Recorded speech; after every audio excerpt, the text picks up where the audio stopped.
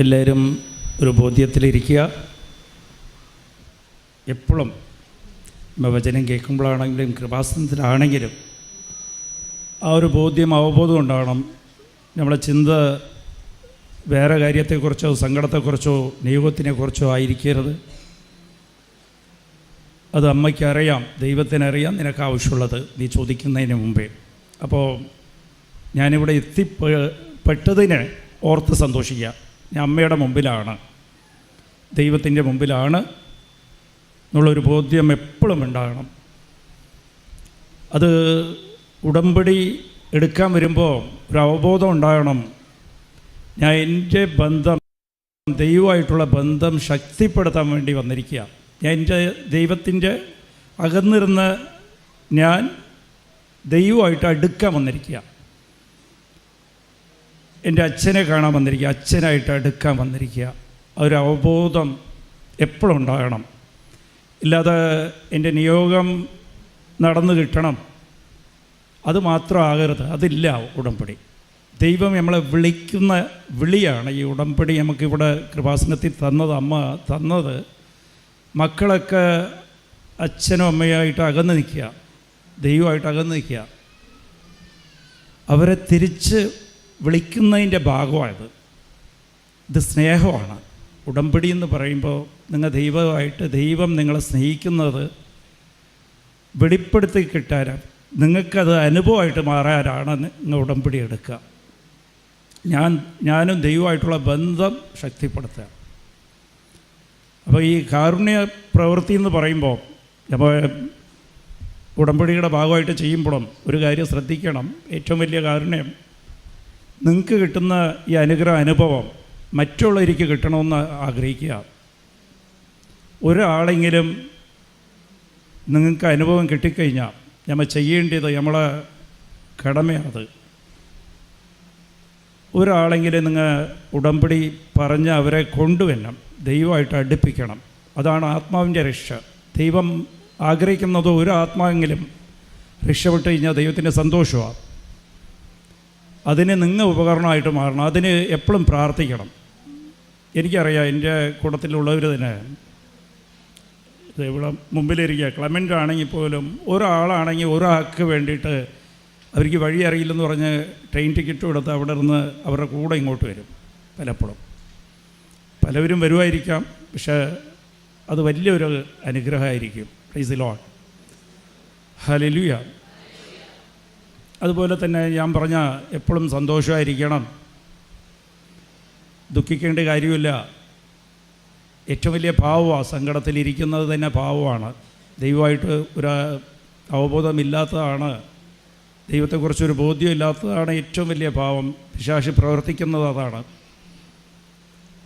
ദൈവത്തെക്കൊണ്ട് എല്ലാം സാധ്യമാണ്, അസാധ്യം ഒന്നും തന്നെയില്ല. ആ ഒരു അവബോധം ഉണ്ടെങ്കിൽ തന്നെ നിനക്ക് നല്ല വിശ്വാസം ഉണ്ടാകും. അതാണ് വിശ്വാസം. എൻ്റെ ദൈവത്തിൻ്റെ പ്രവൃത്തി ഒരാൾക്ക് അത് കണക്കുകൂട്ടിയൊന്നും നോക്കാൻ പറ്റില്ല. നമ്മളെ ബുദ്ധിക്ക് അത് ഒന്നും ആലോചിച്ച് എടുക്കാൻ പറ്റില്ല. ഈ പ്രശ്നത്തിൽ ദൈവം എങ്ങനെയാണ് പ്രവർത്തിക്കുക? എൻ്റെ അവസ്ഥ ഇന്ന് ഇതാണല്ലോ, എൻ്റെ അവസ്ഥ ഇതെങ്ങനെ മാറും? എങ്ങനെ ആലോചിച്ചിട്ടും ഇതിൽ അഥവാ പലപ്പോഴും നമുക്ക് തോന്നും ഇതിലെങ്ങനെയായിരിക്കും ദൈവം പ്രവർത്തിക്കുക. എന്നിട്ട് നമ്മൾ തന്നെ ഉത്തരം കണ്ടെത്തും, ഇങ്ങനെ ആയിരിക്കണം എന്നാലേ രക്ഷയുള്ളൂ. പിന്നെ നമ്മൾ തന്നെ ഒരു തീരുമാനത്തിലെത്തും, ഇതൊന്നും സാധിക്കില്ല. Price the Lord. ഇതൊക്കെ എങ്ങനെ സാധിക്കും? Price the lord, hallelujah. അപ്പോസ്തല പ്രവർത്തകൻ 13:41 ഹബക്കൂക്ക് 1:5 അതിൽ നോക്കുകയാണെങ്കിൽ ദൈവം പറയുകയാണ്, എൻ്റെ പ്രവൃത്തി, ഞാൻ ചെയ്യുന്ന പ്രവൃത്തി നിനക്ക് ആലോചിച്ച് നോക്കാൻ സാധിക്കില്ല. നീ വല്ലവരും പറഞ്ഞാൽ പോലും ആരും വിശ്വസിക്കില്ല, നിനക്ക് വിശ്വസിക്കാൻ പറ്റില്ല. അതുപോലത്തെ പ്രവൃത്തിയാണ് ദൈവം നമ്മളുടെ ഇടയിൽ പ്രവർത്തിക്കുന്നത്. ഹല്ലേലൂയ. അപ്പോൾ ആ ഒരു ബോധ്യം എപ്പോഴും ഉണ്ടാകണം. എൻ്റെ പ്രശ്നം എന്ത് തന്നെയാണെങ്കിലും എൻ്റെ ദൈവം മതിയായവനാണ്, അവനെക്കൊണ്ട് എല്ലാം സാധ്യമാണ്. അവനെക്കൊണ്ട് അസാധ്യം ഒന്നും തന്നെയില്ല.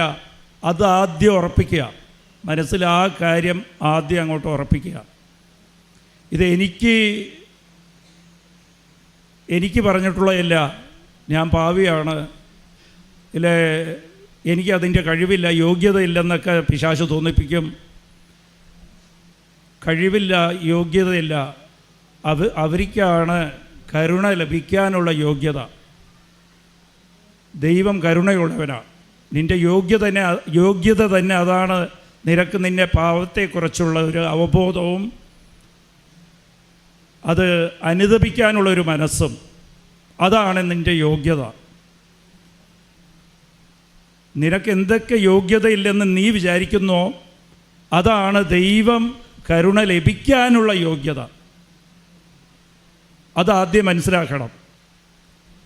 ഇല്ലാതെ ഞാൻ പലപ്പോഴും വിചാരിക്കുക അതൊക്കെ ദിവസവും ഇതുപോലെ പ്രാർത്ഥനയെന്ന് പറഞ്ഞ് നടക്കുന്നവർക്കാണ് ഞാൻ എന്തോരം പാവം ചെയ്തിട്ടുണ്ട്. അതൊന്നുമില്ല. നീ ഒന്ന് അനുദപിച്ചാൽ മതി, അനുദപിച്ചാൽ മാത്രം മതി. എൻ്റെ അപ്പ പിതാവേന്ന് ഒരു പ്രാവശ്യം വിളിച്ചാൽ മതി.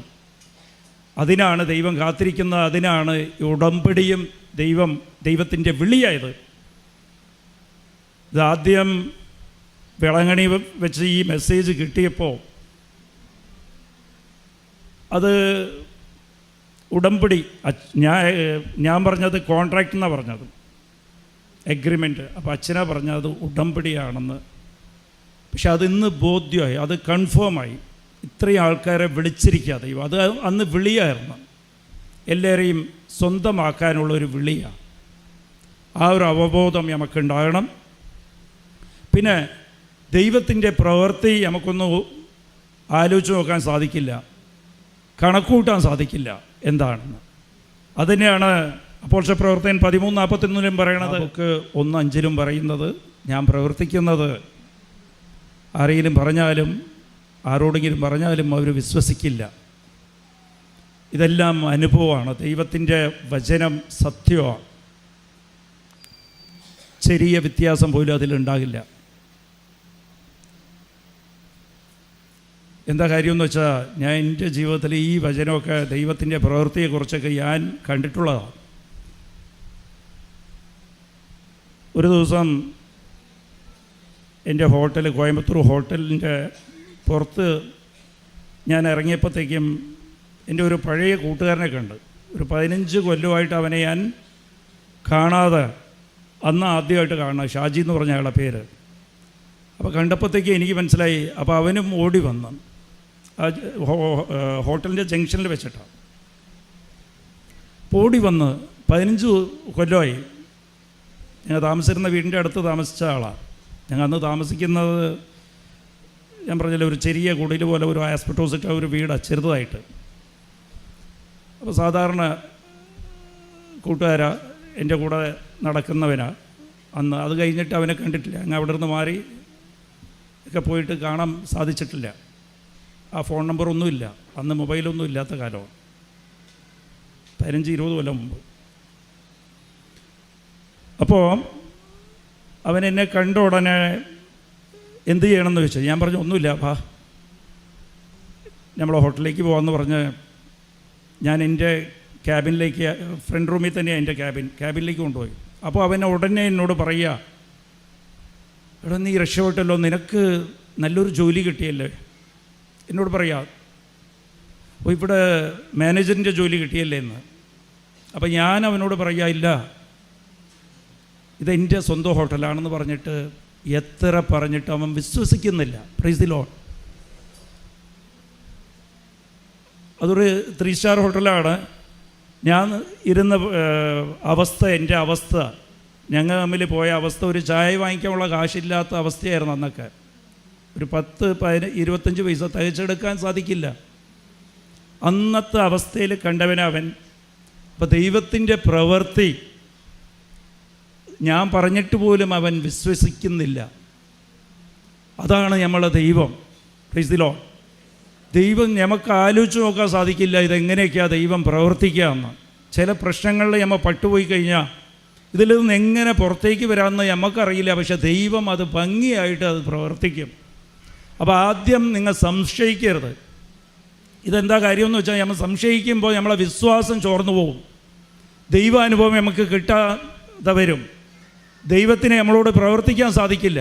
ഒരു ചെറിയ അനുഭവം കൂടി പറഞ്ഞിട്ട് ഞാൻ എൻ്റെ പോയിൻറ്റ്സ് ഞാൻ പറഞ്ഞുതരാം. ദൈവത്തിൻ്റെ ഒരു പ്രവൃത്തി ഞാൻ ഇങ്ങനെ പറഞ്ഞായിരുന്നു, അവൻ വിശ്വസിച്ചില്ല, കുറേ സമയമെടുത്ത്. പിന്നെ അവനെ ഞാൻ മാതാവിനെ കാണിച്ചു കൊടുത്ത്. അത് അവിടെ ചോദിക്കണം മാതാവിനോട്, എൻ്റെ അവസ്ഥ മാറ്റിയത് മാതാവാണെന്ന്. എന്നിട്ട് അവനിക്ക് ആ സാക്ഷ്യം, എൻ്റെ ജീവിത സാക്ഷ്യം പറഞ്ഞു കൊടുത്തപ്പോൾ അവൻ വിശ്വസിച്ചത്. Price the Lord. ഇതുപോലെ തന്നെ എനിക്കൊരു വീടുണ്ടായിരുന്നു ഇവിടെ കൊച്ചിയിൽ തന്നെ. ഇനിയൊരു വീടുണ്ട്, അതും വലിയ വീടാണ്. അത് ഞാനൊരു വാടകയ്ക്ക് കൊടുത്ത്, വെറുതെ കിടക്കാനുള്ളതെന്ന് പറഞ്ഞ് വാടകയ്ക്ക് കൊടുത്ത്. അത് വിൽക്കാൻ വേണ്ടി വെച്ചിരിക്കുകയായിരുന്നു. അപ്പോൾ ആൾ വന്നില്ല. അപ്പോൾ ഒരാൾ താമസിച്ചോട്ടെ, ഇല്ലെങ്കിൽ അത് ക്ലീൻ ചെയ്തുകൊണ്ടിരിക്കണം, ഇവരാണെങ്കിൽ ക്ലീനായിട്ട് വെക്കുമെന്ന് പറഞ്ഞ ഒരാൾക്ക് ഒരു കുടുംബത്തിന് വാടകയ്ക്ക് കൊടുത്തു കഴിഞ്ഞ് അത് 35 ലക്ഷം രൂപയ്ക്ക് വിൽക്കേണ്ട വീടാണ്. ഞാൻ കോയമ്പത്തൂരുമാണ്. ഞാൻ ബ്രോക്കർ വഴി ആളെ വിടുമ്പോഴത്തേക്കും അത് ഈ താമസിക്കുന്ന അയാൾ ആകെ പറഞ്ഞ 11 മാസത്തേക്കാണ് ഇങ്ങനെ വേറെ വീട് പണിഞ്ഞുകൊണ്ടിരിക്കുകയാണ്, അത് കഴിഞ്ഞ് അങ്ങ് മാറിക്കോളാമെന്ന് പറഞ്ഞ് വന്നതാണ്. ഇയാൾ ആളെ പറഞ്ഞു വിടും, ഇത് ഞങ്ങൾ കാലിയൊന്നും ആക്കാൻ പോണില്ല, ഇത് ഞങ്ങൾ വാടകയ്ക്ക് അഡ്വാൻസ് കൊടുത്ത്, അത് വീടിന് അഡ്വാൻസ് കൊടുത്തതായിട്ടാണ്, ഇത് ഞാൻ വാങ്ങിക്കാൻ പോവുകയാണ്. ഞങ്ങൾ 25 ലക്ഷം രൂപയ്ക്ക് വാങ്ങിച്ചെന്ന്. 35 ലക്ഷത്തിന് ആളെ ഞാൻ പറഞ്ഞു വിട്ട പ്രൈസ് ദി ലോർഡ്. അപ്പോൾ അത് കഴിഞ്ഞ് ഇത് ബ്രോക്കർ എന്നെ വിളിച്ച് പറഞ്ഞ്, ഞാൻ ഫോണിൽ കൂടി പുള്ളിയെ ചോദിക്കുമ്പോൾ, ഇത് ഈ വീടൊന്നും അങ്ങനെയൊന്നും പോകുന്നില്ല, 35 ലക്ഷമൊന്നും പോകില്ല, 25 ലക്ഷം രൂപയ്ക്കാണെങ്കിൽ ഞാൻ എടുത്തോളാം എന്ന് പറയും. Price the Lord. ഇല്ലെങ്കിൽ എനിക്ക് വീടൊക്കെ പണിയട്ടെ, എൻ്റെ വീടിൻ്റെ പണി പൂർത്തീകരിക്കുമ്പോൾ നോക്കാം, അതിപ്പോൾ കുറച്ച് താമസിക്കും എന്ന് പറഞ്ഞ് ഞാൻ വയ്ക്കുന്നതിന് മുമ്പ് ഫോൺ കട്ട് ചെയ്ത് കളയും. Price the Lord. എനിക്കാണെങ്കിൽ നല്ല ബിസിയോ ആണ്, ഇതിൻ്റെ എന്ത് ചെയ്യണമെന്നറിയില്ല. അഗ്രിമെൻ്റ് എഴുതിപ്പോയി. വക്കീലോട് ചോദിച്ചു കഴിഞ്ഞാൽ അഗ്രിമെൻ്റ് എഴുതിയില്ല, കേസിന് പോകാം, 5-6 കൊല്ലം എടുക്കുമെന്ന് പറയും. Price the Lord. ഒന്നും ചെയ്തില്ല, ഇതുപോലത്തെ കാര്യത്തിന് ഒന്നും ചെയ്യാനില്ല. അവർ കുടുംബമായിട്ട് താമസിക്കുക, 2 മക്കളുമുണ്ട്. എനിക്കാണെങ്കിൽ അത് വിൽക്കുകയും ചെയ്യണം. എന്താ ചെയ്യുക? കുർബാനയ്ക്ക് പോയി സമർപ്പിച്ച്. സമർപ്പണമാണ് ഏറ്റവും വലുത്. ഒരു മനുഷ്യൻ പഠിക്കേണ്ടത് സമർപ്പണമാണ്. സമർപ്പിക്കണം. അത് ആ പോയിൻ്റ് നമുക്ക് ഇനി ധ്യാനിക്കാം. അതിന് മുമ്പ് സമർപ്പിച്ച് പ്രാർത്ഥിച്ച്. അപ്പോൾ ഇയാളുടെ എന്താ സംഭവിച്ചതെന്ന് വെച്ചാൽ, ഇയാളത് വയ്ക്കാൻ സാധിക്കില്ല. ഞാൻ സമർപ്പിച്ച് വിട്ട് ഒരു മാസം കഴിഞ്ഞപ്പോൾ എന്താ ഇയാളുടെ വീട്ടിൽ ഇയാളുടെ മൂത്ത മോളുടെ കല്യാണമാണ്. കല്യാണ വീട്ടുകാരൊക്കെ കൂടി വന്നിട്ടുണ്ട് ഉറപ്പിക്കാനോ എന്തോ കാര്യത്തിൽ. ആ സമയത്ത് അവിടെ എന്തോ കറണ്ട് പോയി, ഫീസിലെന്തോ പ്രശ്നമായിട്ട് കറണ്ട് പോയി. ഇയാൾ വീട്ടിൽ ഫംഗ്ഷൻ നടക്കുകയല്ലേ, അത്യാവശ്യം ഒരു ഇലക്ട്രീഷ്യനെ വിളിച്ച് ഈ മീറ്റർ ഇല്ലാതെ ഡയറക്റ്റ് കണക്ഷൻ കൊടുത്ത്, ഇലക്ട്രിക് കണക്ഷൻ മീറ്ററിലേക്ക് ഇല്ലാതെ ഡയറക്റ്റ് അങ്ങോട്ട് കൊടുത്ത്. അതെന്തോ റിപ്പയറായി, മീറ്ററിന് എന്തോ റിപ്പയറായി. ഇങ്ങനെ കണക്ഷൻ ഡയറക്റ്റ് കൊടുത്തിരിക്കുക, എന്നിട്ട് അവിടെ ഫംഗ്ഷൻ വെച്ചിരിക്കുക. ഇതൊന്നും അത്യാവശ്യമല്ലേ, അവിടെ ജനറേറ്ററൊന്നുമില്ല, അതുകൊണ്ട് ഇങ്ങനെ കൊടുത്ത്. ഇലക്ട്രീഷ്യൻ പറഞ്ഞായിരിക്കും. ആ സമയം നോക്കി കറക്റ്റായിട്ട് സ്ക്വാഡ് കയറി ആ ഭാഗത്തേക്ക്. Price the Lord. സ്ക്വാഡ് കയറിയിട്ട് അവിടെ ഇരുന്ന് ആ ഫീസൊക്കെ ഊരി കറണ്ടെല്ലാം കട്ട് ചെയ്ത് നോട്ടീസ് എഴുതിയിട്ട് ഉടമസ്ഥൻ്റെ നമ്പർ ചോദിച്ച്. അപ്പോൾ എൻ്റെ നമ്പർ കൊടുത്തപ്പോഴത്തേക്ക് എന്നെ അവിടെ നിന്ന് സ്ക്വാഡ് വിളിക്കുക, 1 ലക്ഷം രൂപ പെനാൽറ്റി കെട്ടണം, എന്നിട്ട് ഇത് നിങ്ങൾ കറണ്ട് കള്ളത്തരമായിട്ട് കറണ്ട് കെട്ടതാണ്, ഇത് കേസാവും എന്ന് പറഞ്ഞു. അപ്പോൾ എനിക്ക് അപ്പം മനസ്സിലായില്ല, ഞാൻ ഫോൺ കട്ട് ചെയ്ത്. എന്നിട്ട് ഇയാൾ കുറച്ച് കഴിഞ്ഞ് വിളിച്ചു, എൻ്റെ അഡ്വാൻസ് ഉണ്ടല്ലോ അതിൽ കൊണ്ടുപോയിട്ട് ആ പൈസ കെട്ടിയേക്കേ, എൻ്റെ മോളുടെ ഫംഗ്ഷൻ അവിടെ വെക്കണമെന്ന് ആഗ്രഹമുണ്ട്, ഒന്ന് കെട്ടിയേക്കേ. അപ്പോഴാണ് എനിക്ക് പിടി കിട്ടിയത്. ഞാൻ പറഞ്ഞ്, എനിക്കിപ്പോൾ സമയമില്ല ഇവിടെ നിന്ന് വരാൻ, ചിലപ്പോൾ 1 കൊല്ലം 2 കൊല്ലം എടുക്കും ഞാൻ അങ്ങോട്ട് കൊച്ചിക്ക് വരാൻ, കോയമ്പത്തൂർ ഇരുന്ന്, അപ്പം കെട്ടാമെന്ന് പറഞ്ഞു. Price the Lord. അപ്പോൾ ഇയാൾക്ക് കറണ്ടില്ലാതെ ജീവിക്കാനും സാധിക്കില്ല, അവിടെ പ്രശ്നമാവും. 3 ദിവസം കഴിഞ്ഞപ്പോഴത്തേക്കും ഇയാൾ എൻ്റെ ഓഫീസിൽ കൊണ്ടുപോയി താക്കോൽ ഏൽപ്പിച്ചിട്ട് ഇയാൾ കാലിയാക്കി പോയി. Praise the lord. സമർപ്പണമാണ്.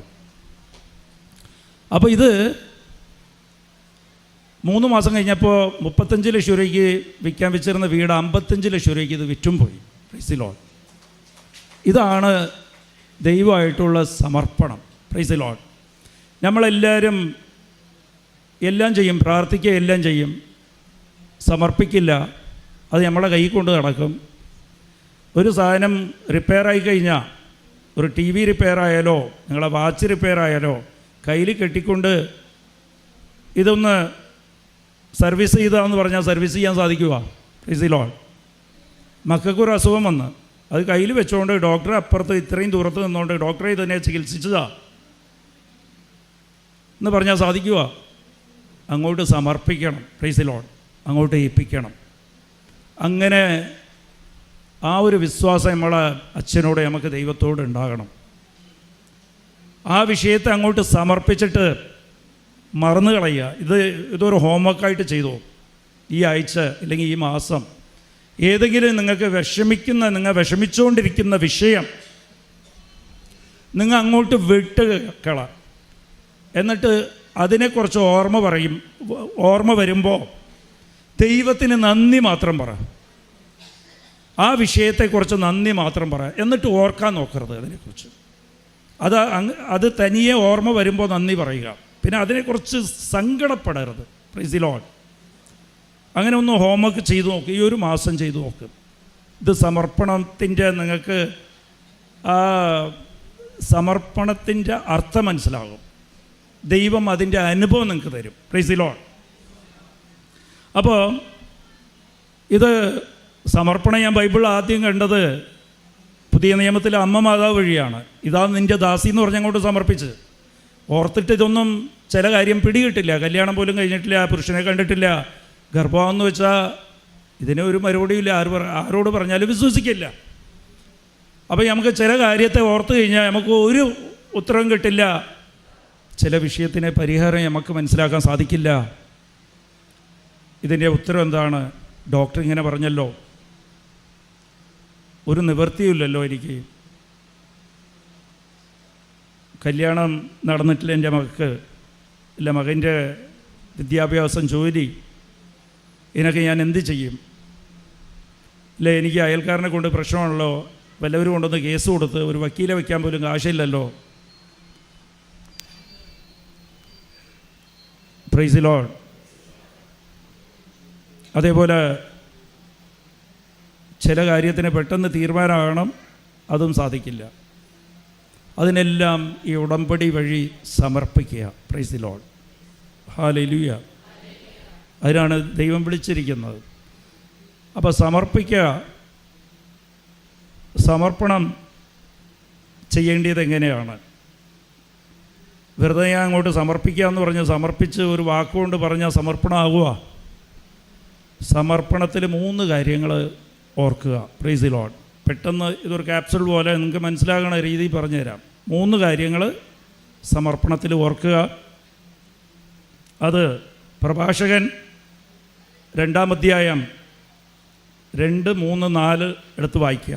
Price the Lord. അതിലെന്താണെന്ന് വെച്ചാൽ, ദൈവാനുഭവം നിനക്ക് കിട്ടണമെങ്കിൽ, നിനക്ക് രക്ഷ കിട്ടണമെന്നുണ്ടെങ്കിൽ, സമർപ്പണത്തിൽ നിനക്ക് രക്ഷ കിട്ടണമെന്നുണ്ടെങ്കിൽ നീ ആദ്യം ചെയ്യേണ്ടത്, ഒരു പ്രശ്നം വരുമ്പോഴത്തേക്കും അത് സമർപ്പിച്ച് കഴിയുമ്പോൾ ശാന്തതയോടെ ഇരിക്കുക. ക്ഷമയോടെ ശാന്തതയോടെ ഇരിക്കുക. ശാന്തത സൂക്ഷിക്കണം. പിറുപിറുക്കരുത്, കരയരുത്. Praise the lord. അത് പ്രത്യേകം ശ്രദ്ധിക്കണം. ആരോടും പറയാൻ പോകരുത്. ദൈവമില്ലാതെ വേറെ ആരോടും അതിൻ്റെ പരിഹാരം ചോദിച്ച് പോകരുത്. സങ്കടം പറയരുത്. മുഖത്തിൽ സങ്കടം കാണിക്കരുത്. Praise the Lord. ശാന്തത. ഞാൻ ദൈവത്തിലേക്ക് സമർപ്പിക്കുക. അതാണ് വിശ്വാസം. അത് ശ്രദ്ധിക്കണം. അപ്പക്കറച്ചലായി, ഭക്ഷണം കഴിക്കില്ല, ഉറക്കമില്ല, കാണുന്നവരോടൊക്കെ പ്രശ്നം പറയും. ഇനി ആരൊക്കെ സഹായിക്കാൻ വരുമെന്ന് ലിസ്റ്റ് എഴുതും. അവരെ വിളിച്ച് ചോദിക്കും, ഇവരെ വിളിച്ച് ചോദിക്കും. Price the Lord. ഒരാളെ കൊണ്ട് സാധിക്കില്ല. വിളിച്ചിട്ട് ഒരു കാര്യമില്ല. ഇനിയും വഷളാക്കേ ഉള്ളൂ. Price the Lord. നിങ്ങൾ ഏറ്റവും വിശ്വാസം ഈ ലോകത്തിൽ വിശ്വാസമുള്ളവരുടെ അടുത്ത് കൊടുത്താലും അത് കൊളാവുകയുള്ളൂ. Price the Lord. നിങ്ങൾ പ്രതീക്ഷിക്കുന്ന പരിഹാരമൊന്നും അതിന് കിട്ടാൻ പോകുന്നില്ല. അത് ഭംഗിയാക്കണമെന്നുണ്ടെങ്കിൽ സമർപ്പിക്കുക, ശാന്തത ആദ്യം വേണം. Price the Lord. മിണ്ടരുത്. അതേപോലെ സങ്കടം മുഖത്ത് കാണരുത്. കരച്ചിലും പിറുവിറുപ്പ് പാടേയില്ല. എന്നിട്ട് ഇത് വല്ലവരോട് ദേഷ്യവും കാണിക്കരുത്. Praise the lord. പ്രാർത്ഥന മുടങ്ങരുത്. Praise the lord. ഹല്ലേലൂയ. രണ്ടാമത്തത്, ആദ്യം ചെയ്യേണ്ടത് അതാണ്. രണ്ടാമത്തത്, ദൈവത്തിൻ്റെ കൂടെ ചേർന്ന് നിൽക്കുക, ദൈവ സാന്നിധ്യത്തിൽ നിൽക്കുക. Price the lord. ഹല്ലേലൂയ. രണ്ടാമത്തെ പോയിന്റ്, ദൈവ സാന്നിധ്യത്തിൽ നിൽക്കുക. ദൈവ സാന്നിധ്യത്തിൽ എങ്ങനെയാണ് നിൽക്കുന്നത്?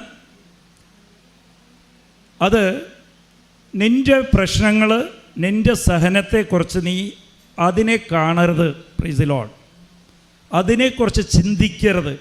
നമുക്ക് എന്താ സംഭവിക്കാമെന്ന് വെച്ചാൽ, നമുക്കൊരു സഹനമോ ഒരു പ്രശ്നമോ മനസ്സ് സങ്കടപ്പെടുന്ന ഒരു വിഷയം നടന്ന ആരെങ്കിലും നിന്നെ അപമാനിച്ചു കഴിഞ്ഞാലും അവൻ ഒരു പ്രാവശ്യമായിരിക്കും നിന്നെ ഉപദ്രവിച്ചിട്ടുള്ളത്. നമ്മൾ അത് ചിന്തിച്ച് അതിനെ കൂടുതലാക്കും, വഷളാക്കും. Praise the lord. ആ വേദന അങ്ങോട്ട് കൂടുതലാക്കി കളയും. സഹനം ഒറ്റ സഹനമേ വന്നിട്ടുള്ളൂ.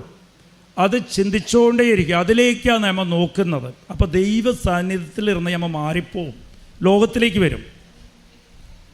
ഹല്ലേലൂയ. അത് മത്തായി 14:30 കാണുമ്പോൾ ഈശോ കൊടുങ്കാറ്റ് വന്നപ്പോൾ വെള്ളത്തിൽ കൂടി നടന്നു വന്ന്, അപ്പോൾ പത്രോസും ഈശോ അടുത്ത് ചോദിക്കും, ഞാനും നടന്നു വരട്ടെ എന്ന്. അപ്പോൾ ദൈവം പറയും നടന്നു വാന്ന് പറയും. അപ്പോൾ വഞ്ചിയിരുന്ന് ഇറങ്ങി നടന്നു പോകുമ്പോഴത്തേക്കും ഈശോനെ കണ്ടുകൊണ്ടിരിക്കുമ്പോഴത്തേക്കും അവൻ മുങ്ങിപ്പോകില്ല. പത്രോസ് ഭംഗിയായിട്ട് നടന്നു വരും, സന്തോഷത്തോടെ ഇരിക്കും. ആ കണ്ണങ്ങോട്ട് മാറ്റി കൊടുങ്കാറ്റിലേക്ക് നോക്കുമ്പോഴത്തേക്കും മുങ്ങിപ്പോവും. Price the lord. അത് തന്നെയാണ് നമ്മുടെ ജീവിതത്തിൽ സംഭവിക്കുന്നത്. നമ്മൾ ദൈവത്തിലേക്കാണ് നോക്കേണ്ടത്. അതുകൊണ്ടാണ് നിനക്കൊരു സഹനം വരുമ്പോൾ, സമർപ്പിച്ച് കഴിയുമ്പോൾ, സമർപ്പിച്ച വിഷയത്തിലേക്കില്ല നോക്കേണ്ടത്. ആരോടാണ് നീ സമർപ്പിച്ചതോ അങ്ങനെയാണ് നോക്കേണ്ടത്. Price the Lord. ദൈവത്തേക്ക് നോക്കണം. നീ പ്രശ്നത്തിലേക്ക് നോക്കുമ്പോൾ നീ മുങ്ങിപ്പോവും. ആ പ്രശ്നത്തിലേക്ക് പോയി ചാടും. നീ അതിൽ തന്നെ കടന്നു പോകും. നീ പ്രശ്നത്തിലായിരിക്കും പിന്നെ ജീവിക്കുക. നീ അത് വിട്ടുകള. അതിലേക്ക് നോക്കരുത്, അതിനെക്കുറിച്ച് ചിന്തിക്കരുത്. വിട്ടുകള. ഒരു പ്രാവശ്യം പറഞ്ഞാൽ മതി. ഒറ്റ പ്രാവശ്യം നീ ഈശോ എടുത്ത് പറഞ്ഞാൽ മതി. അമ്മ വഴി ഈശോ എടുത്ത് ഒറ്റ പ്രാവശ്യം പറഞ്ഞാൽ മതി. ഉടമ്പടി എടുത്തവരാണെങ്കിൽ ഇത് ഉടമ്പടിയുടെ ഭാഗമായിട്ട് അമ്മയെടുത്ത് സമർപ്പിക്കുക. ഉടമ്പടിയിൽ പ്രത്യേകമുണ്ട്, നീ സങ്കടപ്പെടരുത്, എപ്പോഴും സന്തോഷമായിരിക്കുക. അതൊക്കെ ഉപവാസമാണ്. നിൻ്റെ ജീവിതത്തിൽ എന്തെങ്കിലും സങ്കടപ്പെടുന്ന വിഷയമാണെങ്കിൽ, ചില കുടുംബത്തിൽ ദാമ്പത്യം തകർന്നിരിക്കുക, ഭർത്താവ് അടുത്തേക്ക് വരില്ല, ഭാര്യ അടുത്തേക്ക് വരില്ല, അതെല്ലാം ഒരു കൊന്ത ചൊല്ലിയാൽ മതി. ആ സമയത്ത് അതൊരു ഉപവാസമായിട്ട് എടുക്കുക. Price the Lord. ഉടമ്പടി എടുത്തവരാണെങ്കിൽ അത് ഒരു ഉപവാസമായിട്ട് എടുക്കുക. Price the lord. ഹല്ലേലൂയ. അപ്പോൾ ഏതൊരു വിഷയമാണെങ്കിലും അത് ആ വിഷയത്തേക്കില്ല നോക്കേണ്ടത്. നീ നോക്കേണ്ടത് നിൻ്റെ ദൈവത്തേക്ക് എന്ന് വെച്ചാൽ എപ്പോഴും പ്രാർത്ഥിക്കണം, നന്ദിയോടെ പ്രാർത്ഥിക്കണം. Price the Lord. മൂന്നാമത്തെ പോയിൻ്റ്, ആക്സെപ്റ്റ് ദി സിറ്റുവേഷൻ. നീ അംഗീകരിക്കുക. നിനക്ക് വന്ന സഹനത്തെ, നിനക്ക് വിളമ്പപ്പെട്ടത് നീ ഭക്ഷിക്കുക. ലൂക്കാ 10:8. ആ സീറാക്ക് എന്ന് പറഞ്ഞാൽ പ്രഭാഷകൻ 2-2 അധ്യായം 2, 3, 4 നമ്മൾ ധ്യാനിക്കണം സമർപ്പണത്തിന്. അതിലുണ്ട് മൂന്നാമത്തെ പോയിൻ്റ്, നീ അംഗീകരിക്കുക. അതിനെ റിജക്റ്റ് ചെയ്യരുത്. അംഗീകരിക്കുക. എങ്ങനെയാണ് അംഗീകരിക്കുക? ഇതെൻ്റെ ദൈവം എനിക്ക് അനുവദിച്ച് തന്നതാണ്. Price the Lord. ഇത് എൻ്റെ ദൈവം. ഇത് കാര്യം ഞാൻ മിനിയാന്ന് എൻ്റെ പ്രാർത്ഥന ക്ലാസ്സിൽ പറയണ്ടായി.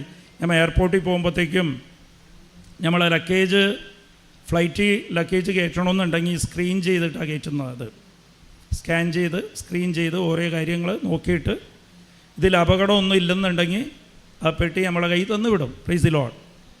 അതുപോലെ തന്നെ നിനക്ക് വരുന്ന എല്ലാ പ്രശ്നവും നിൻ്റെ മനസ്സിന് അത് എത്ര വലിയ പ്രശ്നമായിട്ട് തോന്നിയാലും അത് ദൈവം സ്ക്രീൻ ചെയ്തിട്ടാണ് നിൻ്റെ കയ്യിൽ അയക്കുന്നത്. അതുകൊണ്ട് നീ പേടിക്കേണ്ട, അപകടമൊന്നും സംഭവിക്കില്ല. ദൈവം അനുവദിച്ച് എന്തിനാ അനുവദിച്ച് തന്നതെന്ന് വെച്ചാൽ നിന്നെ കൃപയിൽ വളർത്താൻ വേണ്ടിയിട്ടാണ്. Price the Lord. ദൈവം നിന്നെ ഉപയോഗിക്കാൻ വേണ്ടിയിട്ടാണ്. ദൈവത്തിൻ്റെ പദ്ധതി നടപ്പിലാക്കാൻ വേണ്ടിയിട്ടാണ്. നിന്നെക്കുറിച്ചുള്ള പദ്ധതി നടപ്പിലാക്കാൻ വേണ്ടി, നിന്നെ ക്രമീകരിക്കാൻ വേണ്ടിയിട്ട് ദൈവം സഹനങ്ങളെ അനുവദിച്ച് കൊടുക്കുന്ന ദൈവം അറിയാതെ നിനക്ക് വന്നിട്ടില്ല. സമർപ്പിക്കുന്നവർക്ക് ഈ ഒരു അവബോധം ഉണ്ടാകണം. അപ്പം നിൻ്റെ കയ്യിൽ ദൈവം അത് അനുവദിച്ച് തന്നിട്ടുണ്ടെങ്കിൽ ദൈവം നിന്നെ കൃപയിൽ വളർത്താൻ വേണ്ടിയിട്ട് അത് അംഗീകരിക്കുക. നന്ദിയോടെ, ദൈവമേ നീയല്ലേ അനുവദിച്ച് തന്നത്, നീ ഇതിൽ എനിക്ക് എന്തോ നന്മ കണ്ടിട്ടുണ്ട്, നന്ദി ദൈവമേ. അത് പറയുമ്പോഴത്തേക്ക് അത് കൃപയായിട്ട് മാറും. ഇല്ല, അതിനെക്കുറിച്ച് നീ കരഞ്ഞുകൊണ്ടിരിക്കുമ്പോഴും ആ പ്രശ്നത്തെക്കുറിച്ച് ചിന്തിച്ചുകൊണ്ടിരിക്കുമ്പോഴും അത് പ്രശ്നമായിട്ട് നിൻ്റെ ജീവിതത്തിൽ നിലനിൽക്കും. Price the Lord. അപ്പോൾ നിനക്ക് വരണ പ്രശ്നത്തെ നീ അത് അംഗീകരിച്ച് അത് നന്ദി പറയുക. ആ കൃപയിൽ നീ വളരും. ഞാൻ പലപ്പോഴും കാണാറുണ്ട്, ചിലവർ എന്നോട് കൗൺസിലിങ്ങിന് ചില കൂട്ടർ എന്നോട് പറയാറുണ്ട്. പലവരും പല രീതിയിലാണ്. ചിലവർ പ്രശ്നത്തെക്കുറിച്ച് പിറവർക്കും കറിയും. ചിലവർ പറയും എനിക്കിത് ദൈവം അനുവദിച്ച് തന്നതാണ്, എനിക്ക് പക്ഷേ വലിയ പ്രശ്നമാണ്, സാമ്പത്തിക പ്രശ്നമാണ് എന്ന് പറയും. എന്നാലും ഞാൻ സമർപ്പിച്ചിരിക്കുക, ദൈവം അനുവദിച്ച് തന്നാന്ന് ആര് പറയണോ, ഞാൻ ആ സമയത്ത് എന്നോട് പ്രാർത്ഥന ചോദിക്കുന്നവരോട് ഞാൻ പറയും, എൻ്റെ ചില പേയ്മെൻറ്റൊക്കെ അവിടെ ബ്ലോക്കായി കിടക്കണ്ടാവും എൻ്റെ കച്ചവടത്തിൽ. ഞാൻ പറയും ഒന്ന് എനിക്ക് വേണ്ടി ഒന്ന് പ്രാർത്ഥിക്കണേ. Price the Lord. എന്താ, എനിക്കറിയാം അവർ കൃപയിൽ നിറഞ്ഞിരിക്കുക. അവർക്ക് ഈ സഹനം ദൈവം അനുവദിച്ച് തന്നത് കൃപയിൽ വളർത്താൻ വേണ്ടിയിട്ടാണ്. അപ്പോൾ ഞാൻ പ്രാർത്ഥിക്കുമ്പോൾ ഞാൻ അത് അത്ഭുതകരമായിട്ട് ഞാൻ നോക്കുന്നുണ്ട്, അത് എൻ്റെ കാര്യങ്ങൾ നടന്നു കിട്ടാറുണ്ട്. Price the Lord. അതുപോലെ തന്നെ ഞാൻ ഇത് അസുഖമായിട്ട് കിടപ്പിലാകുമ്പോൾ വല്ലവരും ആരെങ്കിലും കാലുവേദനയല്ല എന്തെങ്കിലും വേദനയാണെന്ന് പറഞ്ഞ് വിളിച്ചു കഴിഞ്ഞാൽ എനിക്ക് തീരെ നിവർത്തിയില്ല, എണിക്കാൻ സാധിക്കില്ല. ആ സമയത്ത് പ്രാർത്ഥിക്കുന്ന പ്രാർത്ഥന അപ്പോൾ അവർക്ക് അനുഭവമായിട്ട് മാറുന്നുണ്ട്. Price the lord. അത് 1 കൊരിന്ത്യർ 6:9-10 ഞാൻ ദരിദ്രനാണെങ്കിൽ പോലും ഞാൻ പലവരെയും സമ്പന്നനാക്കും, എൻ്റെ ബലഹീനതയിൽ ഞാൻ പലവരെയും ശക്തിപ്പെടുത്താറുണ്ട്. Praise the lord. Saint Paul പറയുന്ന എന്ന് വെച്ചാൽ നിൻ്റെ ബലഹീനതയിലേക്ക് ദൈവം അനുവദിച്ച് കൊടുക്കുന്നത് പലവരെയും നിന്നെക്കൊണ്ട് ശക്തിപ്പെടുത്താൻ വേണ്ടിയിട്ടാണ്, പലവരും ശക്തി പ്രാപിക്കാൻ വേണ്ടിയിട്ടാണ്. നിന്നെ കൃപയിൽ നിറച്ച് നിൻ്റെ കുടുംബം, ചിലപ്പോൾ നിൻ്റെ ഭർത്താവാകാം, മക്കളാകാം, ആ സമയത്താണ് നിനക്കൊരു സഹനം വരുമ്പോൾ അത് എങ്ങനെ ഏറ്റെടുക്കുക. ആ സഹനം, നന്ദി ദൈവമേ, എന്നെ നീ ശക്തിപ്പെടുത്തിയിരിക്കുകയാണ്, എന്നെ കൃപയിൽ നിറച്ചിരിക്കുകയാണ്. ഞാൻ ഈ കൃപ കൊണ്ട് നീ നിൻ്റെ കുടുംബത്തിന് വേണ്ടി പ്രാർത്ഥിക്കുക, അയൽക്കാർക്ക് വേണ്ടി പ്രാർത്ഥിക്കാം. നിൻ്റെ കൺമുമ്പിൽ ദൈവം കാണിച്ചു തരും നിന്നെ പ്രയോജനപ്പെടുത്താൻ വേണ്ടി. നീ പ്രാർത്ഥിക്കുമ്പോൾ ആ പ്രാർത്ഥന അപ്പം കേൾക്കും. Price the Lord. ആരെങ്കിലുമൊക്കെ പ്രാർത്ഥിക്കുകയാണ്, നമ്മളുടെ കയ്യിൽ അക്കൗണ്ടിൽ കാശില്ലാതെ നീ മധ്യസ്ഥം പ്രാർത്ഥിച്ചത്, നിൻ്റെ അക്കൗണ്ടിൽ കാശില്ലാതെ മധ്യസ്ഥം പ്രാർത്ഥിക്കാൻ പറ്റില്ല. അതുപോലെ അക്കൗണ്ടിൽ കാശില്ലാതെ നീ വല്ലവർക്ക് ചെക്ക് എഴുതി കൊടുത്താൽ അത് വണ്ടി ചെക്കാണ്, അതുകൊണ്ട് ആർക്കും പ്രയോജനം ഉണ്ടാകില്ല. അപ്പം നീ ആർക്കെങ്കിലും വേണ്ടി പ്രാർത്ഥിക്കണമെങ്കിൽ നിൻ്റെ അക്കൗണ്ടിൽ കാശുണ്ടാകണം, അത് കൃപയുണ്ടാകണം. ആ കൃപ നിന്നെക്കൊണ്ട് മറ്റുള്ളവർക്ക് മധ്യസ്ഥം പറയിപ്പിക്കാൻ വേണ്ടിയിട്ടാണ് ദൈവം നിന്നെ കൃപയിൽ നിറപ്പിക്കുന്നത്. കൃപയിൽ നിറയ്ക്കണമെന്നുണ്ടെങ്കിൽ നിനക്ക് സഹനം അനുവദിച്ച് തരുന്നതാണ്. ആ സഹനം നീ ഏറ്റെടുക്കണം നന്ദിയോടെ. Price the lord. ഹല്ലേലൂയ. അപ്പോൾ ദൈവത്തെക്കുറിച്ച് നമുക്കൊരു അവബോധം ഉണ്ടാകണം. എൻ്റെ ദൈവത്തെക്കുറിച്ച് അസാധ്യമായത് ഒന്നും തന്നെ ഇല്ല. ആ ഒരു അവബോധം നിനക്കുണ്ടാകണം. എൻ്റെ പ്രശ്നമൊക്കെ നിസ്സാരമാണ്, എനിക്ക് വലുതായിരിക്കാം ആ പ്രശ്നം, ഈ ലോകത്തിന് അത് വലുതായിരിക്കാം, പക്ഷേ എൻ്റെ ദൈവത്തിന് അത് നിസ്സാരമാണ്. അപ്പം ഞാൻ ശാന്തതയോടെ ഇരിക്കും, ദൈവ സാന്നിധ്യത്തിലിരിക്കും. ഇത് ഞാൻ ഏറ്റെടുക്കും നന്ദിയോടെ. പിറുപിറുക്കില്ല, കുറ്റം പറയില്ല, സങ്കടപ്പെടില്ല. ഞാൻ പ്രാർത്ഥിക്കുക മാത്രം ചെയ്യും. മറ്റുള്ളവർക്ക് വേണ്ടി പ്രാർത്ഥിക്കണം. നിൻ്റെ സഹന സമയത്താണ് നീ കാരുണ്യ പ്രവൃത്തി ചെയ്യേണ്ടത്. കാരുണ്യ പ്രവൃത്തി മറ്റുള്ളവർക്ക് വേണ്ടി പ്രാർത്ഥിക്കുന്നതാണ്, മധ്യസ്ഥം പ്രാർത്ഥിക്കുന്നതാണ് ഏറ്റവും വലുത്. അതിന് നിനക്ക് കൃപയുണ്ടാകണം. അതിന് ദൈവം അനുവദിച്ച് തരുന്നതാണിത്.